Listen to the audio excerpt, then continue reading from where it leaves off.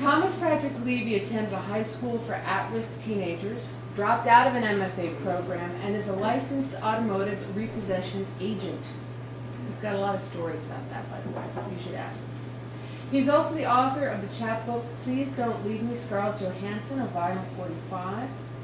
And we are on the book tour for Tom's first full collection, I Don't Mind If You're Feeling Alone, of which we have copies and, again, kick-ass t-shirts.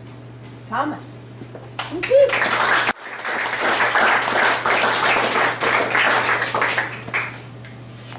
I just texted you. Oh, thank you. I've been working on this joke. I bought some sparkling water, so I'm getting all drunk on it. Is that kind of funny? Nice. I was working on it like for a while. Yeah. Well invested. Hardcore. So, yeah, come on. Give me a break. Fucking poet. You know, it's the most I've been out of the house in like, not even kidding, like 3 months, you know? Yeah, I'm wearing clothes. So, yeah, well, I was thinking, Nate got all naked. I was thinking maybe I'll put one of these nighties on later. Okay, so yeah, my name's Thomas Patrick Levy. I'm reading from my book, I Don't Mind If You're Feeling Alone. And I'm not going to sing to you. So, these poems are from a section called Iowa. Oh, no, that's not where I want to start.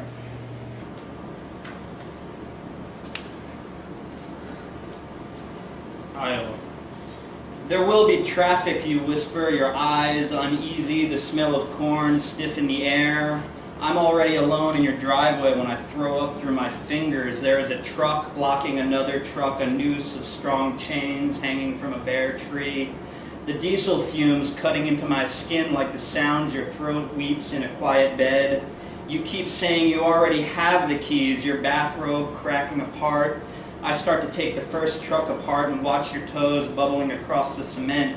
You say move before I call down the fucking angels, and later, while holding the cord of a gas pump against your temple, I look past the overpass into the wash of red emergency sirens and choke on tears of your gorgeous hair. And in winter, your notes are full of recipe pages of cream-based soups, the cutting board stained with the pulp of green onions.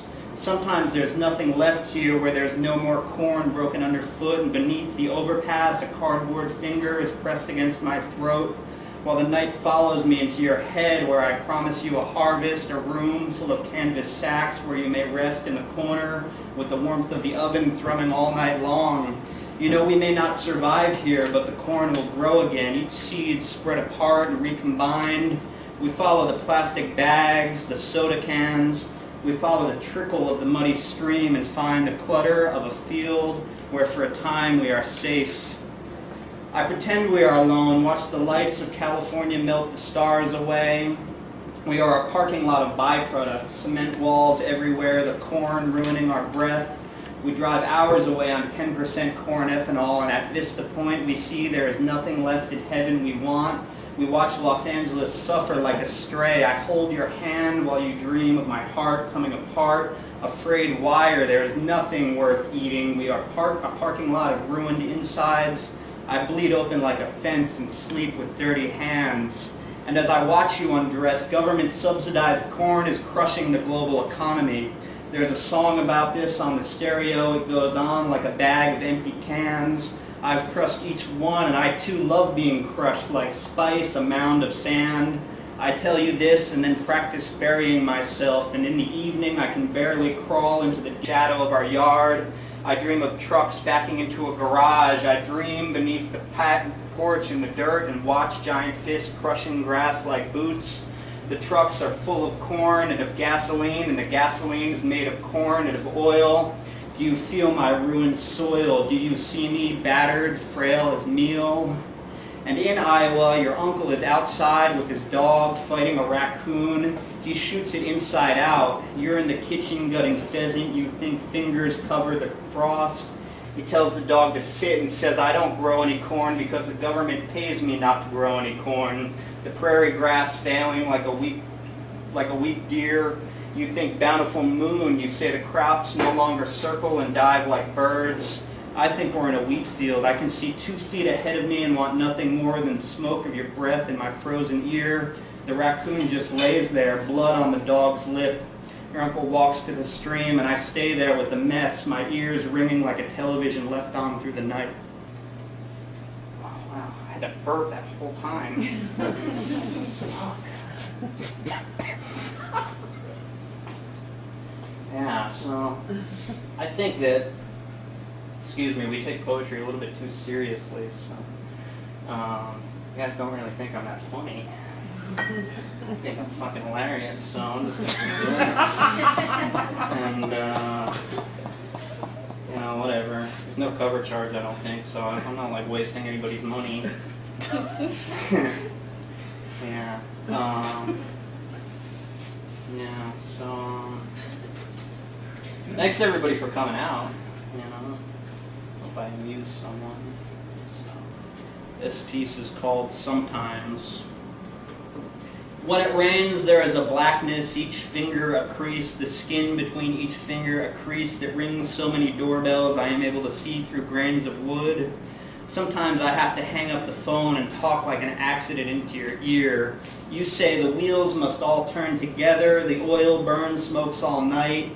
I want to keep this warmth in small jars. I want to save these jars until my breath is full of frost and I can no longer cause traffic delays.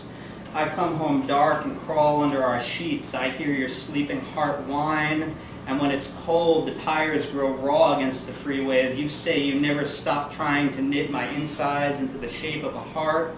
And later, while I touch your face with the side of my face, you touch me with your own fingers stretched through the cloth of a pretty glove. I think about a patterned heart growing damp with all the messy motion inside my chest, and I want to tell you how soft I want my heart to be. I tie my first 2 fingers together with a piece of string. I say I left my boots to die in the corner. And sometimes the garages are made to look through shadows, and sometimes I cannot move across the driveways made of street. And sometimes there is too much light, and under the leaves are crushed, and the leaves are crushed across our linoleum floor. I fold your dough into itself on the counter. I whisper I am going to try to find out what it means. Your eyes watch the strays chase children across our lawn. Your eyes know what it means to sleep through the smallest hearts. And I get so hot I take all the hairs off my head, each tiny knot a joke, each tiny knot a mockery of your grandmother's cancer. You know I will come home late in a strange vehicle, heat escaping from my face in small bursts.